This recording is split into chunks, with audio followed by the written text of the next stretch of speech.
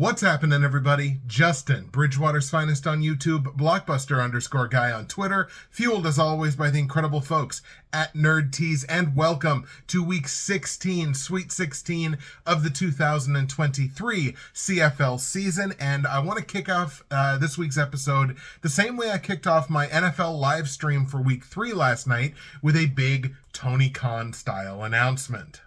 And once again, it is an announcement that does impact the content that I do on this channel, which is that, namely, for a couple of weeks, there will not be any. And that is because your boy is on his way to Portugal, taking a nice little trip with a friend of mine. I'll be gone for 11 days. And what that is going to mean is that there will be no CFL show for weeks 19 and 20 of this season. That will also mean that there will be no NFL live stream for weeks 6 and 7. So basically, for those 2 weeks, I won't be doing any content because I'll be either on my way to Portugal or in Portugal, or having literally just gotten wheels back on the ground in Canada from Portugal. So won't be able to do any content over those 2 weeks, but I am exceptionally excited to be taking this trip. And yeah, I can't wait. It's going to be so much fun. I will miss you folks, but you're going to have to do without me for a couple of weeks. And that might be a bad thing for some of y'all's wallets, because if you've been tailing me, I've kind of been on a bit of a hot streak here. I'm 16-8 over the last 2 weeks, so definitely a far cry, a far turnaround from what we were earlier in the season. 7-5 last week. I will certainly take it. It was looking like it was going to be 6-6, and then a miracle happened for the BC Lions, and I wound up 7-5. So even money straight up. Only 1-3 against the spread, but man, I swept those totals last week. 4-0 brings me now to, 21-38 on the season. But I mean, at one point, I think I was like, 7,000,004. My totals have been awful this season. So to have a week where I go 4-0, that's a big deal for me. CFL Fantasy last week was a very strong showing for me. 131.7 points on my fantasy roster last week. That was good for top 75 throughout the entirety of the game. So well inside the top 100, and the 5th highest score in Derek Taylor's league in CFL Fantasy last week. 1460.2 is what I'm sitting at now on the season, which is just outside the top 450 across the entire game, and just outside the top 70 in Derek Taylor's league. My most outstanding player from last week is definitely Edmonton Elks running back Kevin Brown, who has been on a monster tear the last month. He touched the ball 20 times for 187 all-purpose yards and a rush touchdown, good for 25.7 points. But there was some competition this week. I had a couple of really good showings. Tyson Philpott, he broke out for 25.5 points. Vernon Adams was my starting quarterback. He got me 23.5, and I believe I had the 2 times multiplier on him for the captaincy. So I did have some big performances on my roster in week 15, but I'm giving my MOP to Kevin Brown because that guy has been on a roll. 4 more games in the CFL in week 16, and they look like this. The Saskatchewan Roughriders are in Ottawa taking on the REDBLACKS. The REDBLACKS are desperate. Well, I think both of these teams are getting pretty desperate for a win. The BC Lions are in Edmonton taking on the Elks. Montreal and Calgary renew hostilities, that one in McMahon Stadium in Calgary. And the Hamilton Ticats travel to Toronto to take on the Argos in yet another chapter of the Battle of the QEW. League-wide, against the spread, dogs are hunting over the last 30 days, hitting 63% against the spread, and home dogs in particular, 6-2 ATS in that same span. It is still firmly #over season. However, as the Toronto-Montreal game last week indicated, situational unders are still going to be worth the bet if the situation makes sense. We may see that this week. Let's get into talking about these games, and let's start in the nation's capital. REDBLACKS and Roughriders will be going at it in Ottawa this week. The offense went absolutely silent in the 4th quarter of their game last week. They coughed up what was a very winnable game at home, and they take a significant hit in the playoff conversation, not only in the context of the West Division, but you got to start looking at some of these teams over in the East in terms of a crossover possibility, because this is not like there are situations here where if Sasky continues to go ice cold, this is a team that could miss the playoffs.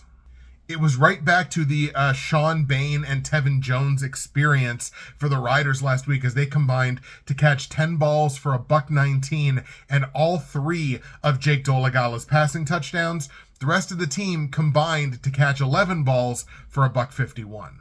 But the real downfall here for the Riders was the fact that their run defense was just absolutely pounded into submission last week to the tune of 265 rushing yards on 33 carries and 2 rush touchdowns against. And it wasn't just last week. Over the last 3 weeks, the Riders have been gashed for 88 carries, 634 yards rushing, and 4 rushing touchdowns allowed by that Riders defense. An average of 211 yards on 29 carries over the last 3 games. Bad news. On the Red Black side, Ottawa was once again left searching for answers at the end of last week, surrendering 23 unanswered points, including 3 touchdowns in the final 150 seconds. That's 2.5 minutes for the non-math majors out there. 3 touchdowns in the last 2.5 minutes, getting stunned by the BC Lions. And here's the thing that's so frustrating about this Ottawa team. Nobody can say that they're not playing efficient football, because they are. In terms of efficiency on offense and on defense, Ottawa ranks number 4 in the league in both categories over the last 4 games. The offense has been relatively efficient. The defense has been relatively efficient. They also had a 9.4 offensive efficiency last week. Didn't get a ton of yardage, but had a ton of points on the board. It's just too bad they're utterly cursed, or at least it certainly seems that way. And I hate to hyper-focus at the quarterback position, but you kind of have to. Like, look, Dustin Crum is an incredible rushing and gadget quarterback. Nobody can take that away from him. He runs the ball like few others that we have seen in recent memory. Had 3 more rush touchdowns in that game last week. But this is now 0 passing touchdowns in 6 of his last 7 games. I'm sorry, you cannot win in the CFL if you're not throwing touchdown passes. Jake Dolegala is, Dustin Crum is not. It might be time to look in a new direction. Don't you think? So based on what I just said there, you're probably like, well, this is a slam dunk. Justin's definitely going with the Riders on the road. And you would be wrong, in fact. I am going to take the Ottawa REDBLACKS to break this streak. And the reason why I'm doing that is, again, they're playing efficient football. I believe in this metric so much that I do believe it's just a matter of time before Ottawa breaks out and finds some success again. And I do think it starts this week. It should have started last week. And was it not for voodoo, wizardry, and BS, it would have.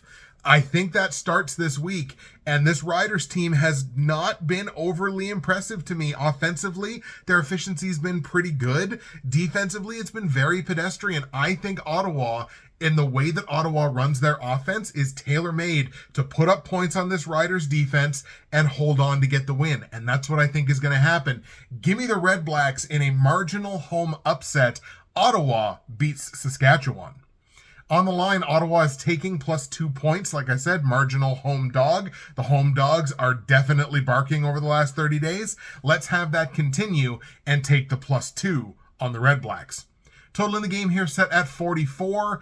It's very tough to keep a CFL game under that many points lately. Overseason is definitely a thing. Let's go over 44 points in Saskatchewan, Ottawa. Let's go 27-21 in favor of the REDBLACKS, who win, cover, and go over on the point total.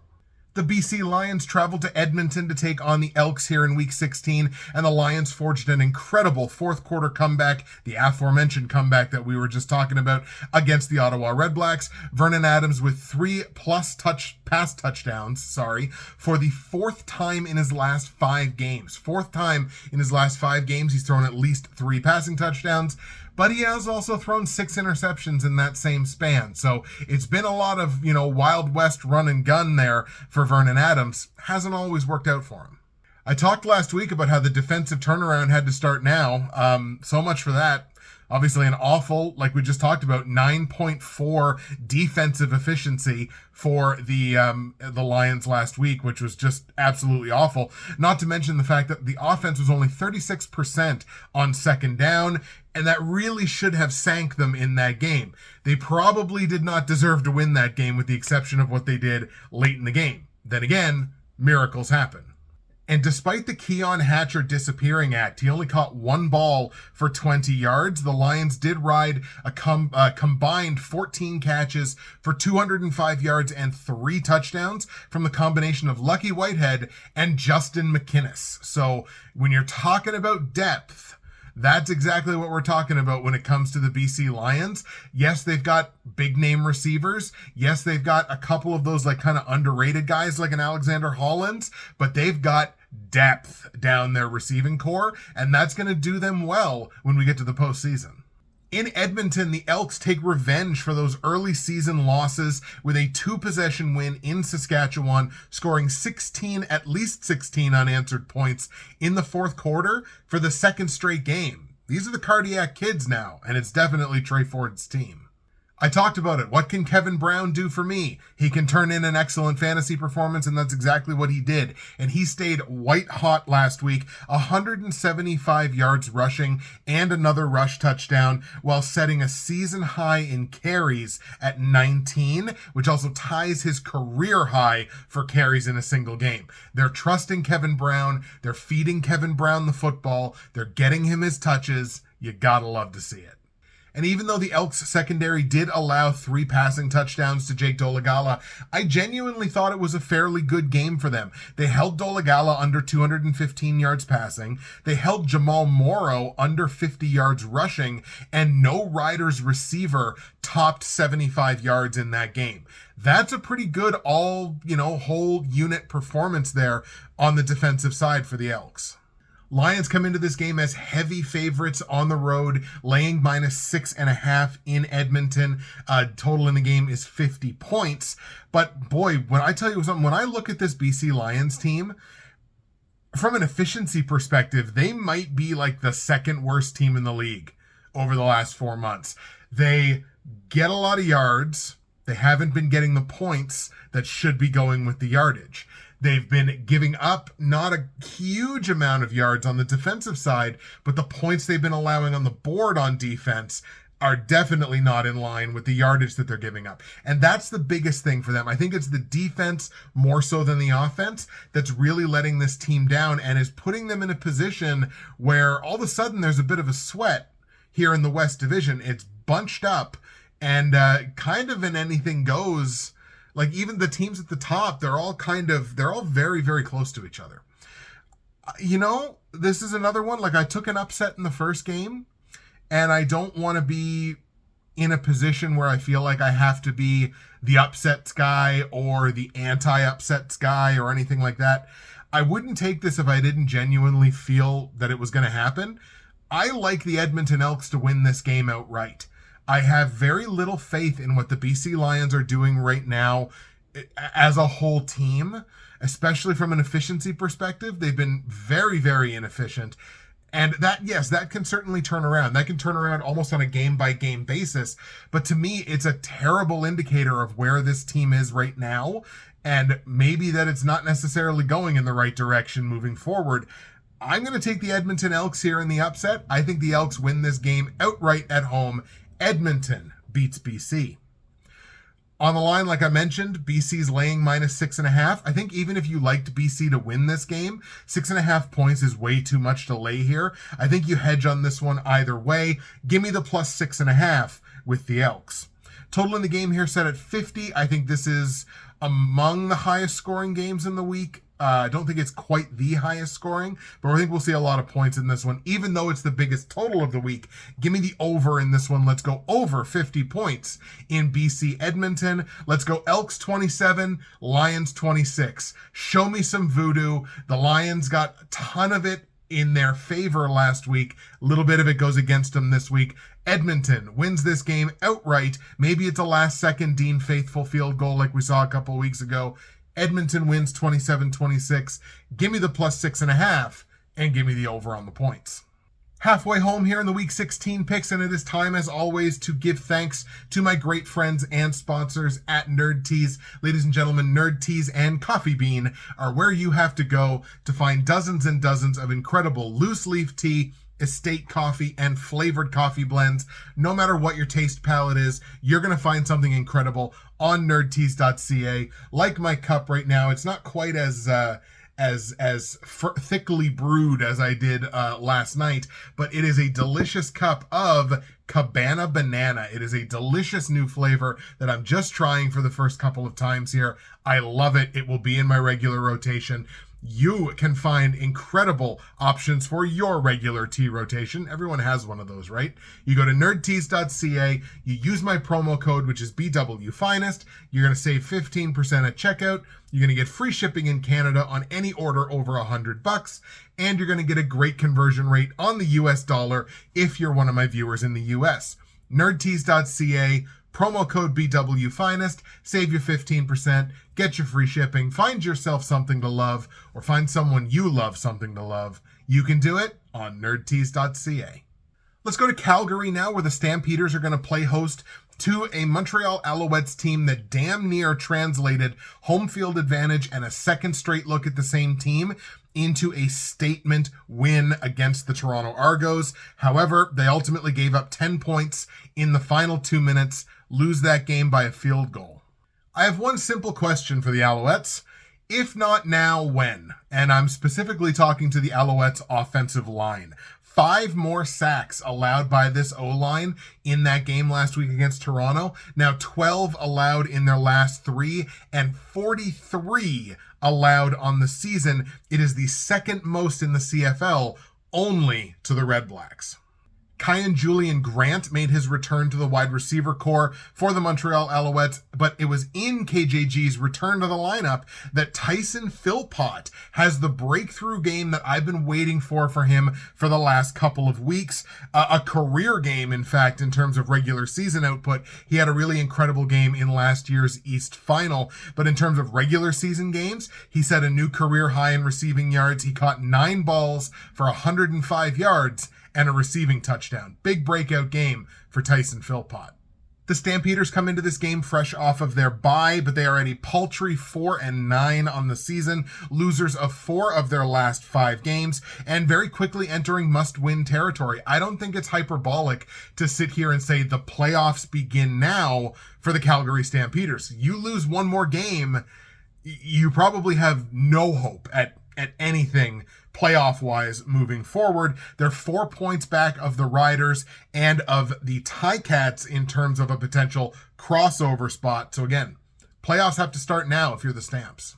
Back in Week 14, they dropped a 2-point decision in Edmonton against the Elks. That was the aforementioned Dean Faithful field goal at the end of the game to win it. The Elks ran the Stampeders into the dirt in the run game. 24 carries, 226 yards, and 2 rushing touchdowns. And the defense allowed the 18 unanswered points in the fourth quarter. Just a bad all-around performance if you're the Stampeders. And this Stamps team has been a middling team for a large part of the season. They don't particularly excel at anything with the exception of their secondary. They are the number 2 ranked pass defense in the CFL. So on that level, I think their defense can certainly make some plays. That Jake Mayer to Reggie Begelton connection on offense has to be the one to carry the ball. Begelton has 65 catches for 920 yards and 3 receiving touchdowns on the season. He's up there among the league leaders in receiving yards. That connection has to drive the bus. That connection is what's going to lead Calgary to whatever modicum of success they're going to have for the rest of the year. Between these two teams, I don't think I'm going to shock anybody by saying, hey, I think the Alouettes are the better football team between the two. However, there's a big disparity here, not only in rest, of course, because Calgary's coming off of their bye, not only in rest, but in desperation. Like, Calgary has to be entering desperation mode here. Like, there's no ifs, ands, or buts about it. And you look at the Alouettes, and if you look at that efficiency statistic, like I love to talk about, the Alouettes are the least efficient offense and the least efficient defense in the CFL over the last 4 games. Their offensive efficiency is in the toilet. It takes them over 19 yards to gain a point over their last 4 games. Their defensive efficiency is in the toilet. They only force oppositions to get a little over 11 yards per point that they put on the board. So in neither sense is this team doing anything from an efficiency perspective on offense or on defense. I'm going to take the upset here. It is a marginal upset play at home. It's pretty well the exact same situation as Ottawa and Saskatchewan. Calgary's taking +2 at home. Total in the game is 47. I'm going to take the Stamps to win this game outright. Yes, I think Montreal is the better team on paper. No, I have no faith in them right now. I really don't. And as we're heading towards the playoffs, it's a bad situation to be in when your efficiency on both sides of the ball is really lacking. You can kind of get away with it on one side. Both sides, you're in trouble. I'm going to take the Stamps in the upset here. Calgary, fresh off the bye, beats Montreal. Obviously, since I'm taking a Calgary to win, give me the +2 there on the Stampeders because I like them to win outright. And this is the game I'm actually going to go under on this week. It's the second lowest total of the week at just 47. But again, Montreal is so struggling to put up points here, and they're not really moving the ball overly efficiently either.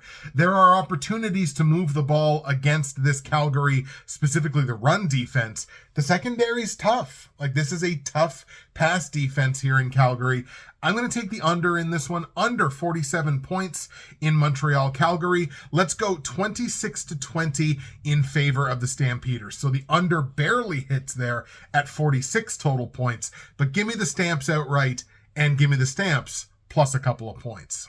The last game of the week takes us to Toronto, where the Argos are going to play host to the Hamilton Ticats for what feels like the 100th time this season. God, these two teams play each other a lot.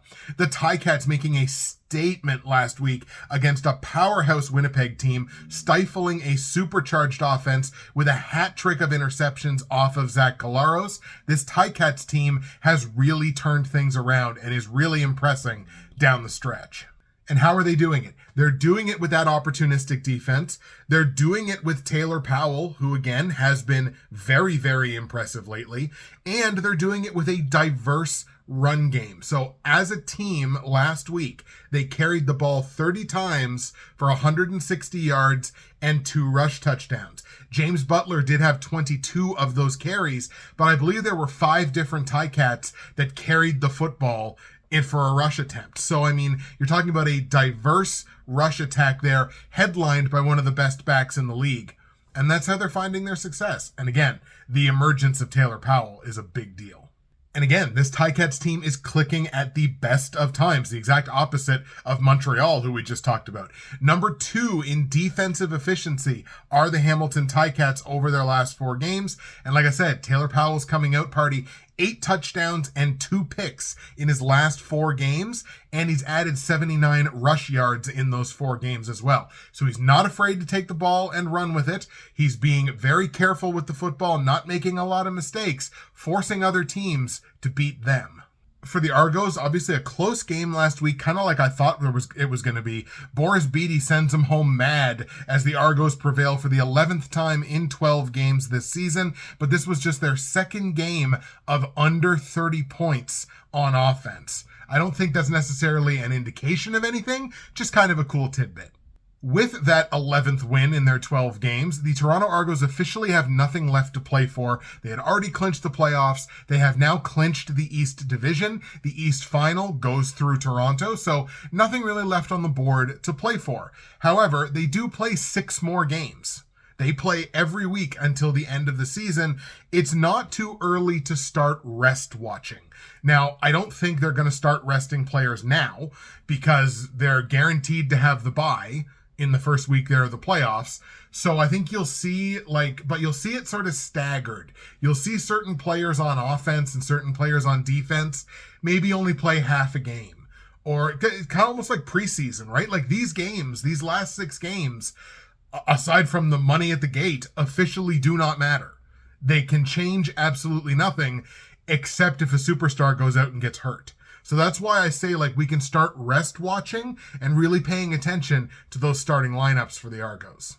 But that should open up more opportunities for some of their less, more understated players. And one of them that had another breakout performance last week was wide receiver Tommy Neild. In his last 2 weeks, 13 catches for $166 through the air, indefinitely complicating defending against this offense. Like, you basically are able to now roll out 5 to 6 wide receivers that are almost, equi-talented. Like, they're all very similar receivers, but like, you never get a break.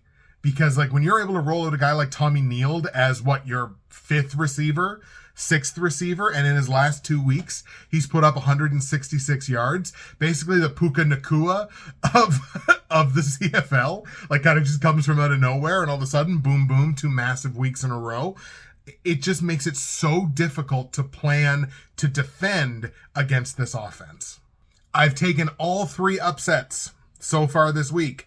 Am I going to make it 4 in a row? Is it a week where the favorites do not matter and all the underdogs win their game outright? Not quite. Even though this game doesn't mean anything to the Toronto Argos, again, they're not going into full, like, hey guys, steer it careful into port here for the rest of the regular season. They're not in that mode yet. There's too many games left. So you still have to assume you're going to get the best of this Toronto Argos team.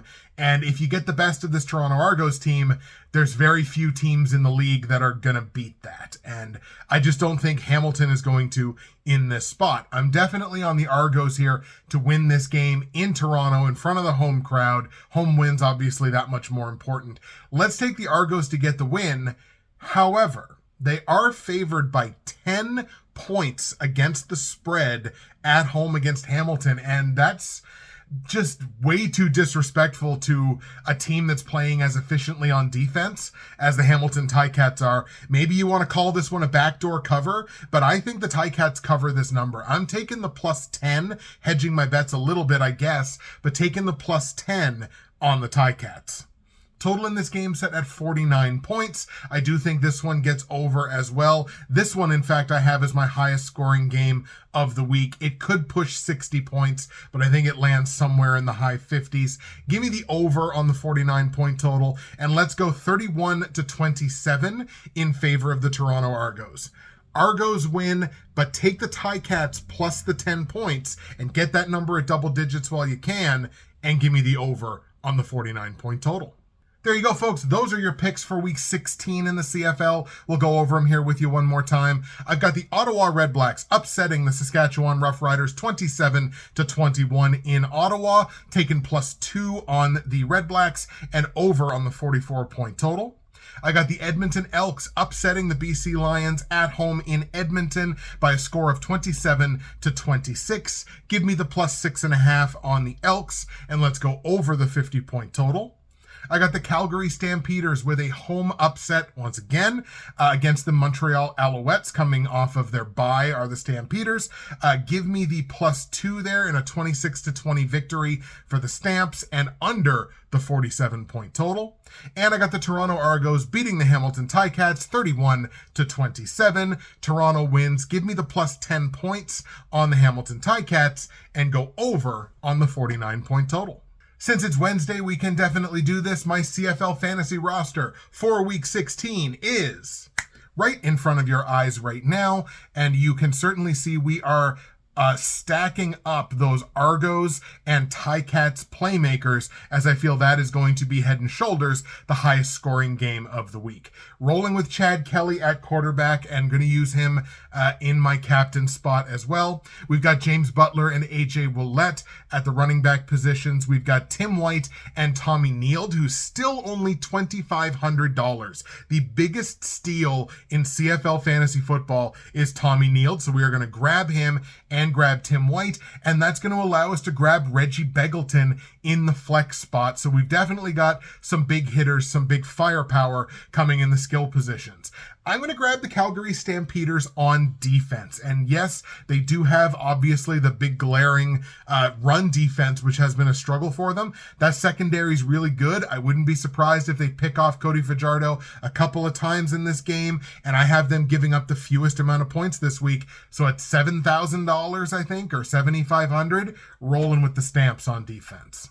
There you have it, folks. The Week 16 episode is officially in the books. Thank you so much for taking the time to come watch. That's it for me, Justin, Bridgewater's Finest on YouTube, Blockbuster_guy on Twitter, fueled as always by the incredible folks at NerdTees. Once again, I will be gone for weeks 19 and 20. I'll be in Portugal visiting the land of Cristiano Ronaldo, so I won't have any episodes for those 2 weeks, but we will be back after that for the final week of the season in week 21. But we will see you next week for the week 17 episode, and enjoy the games in week 16.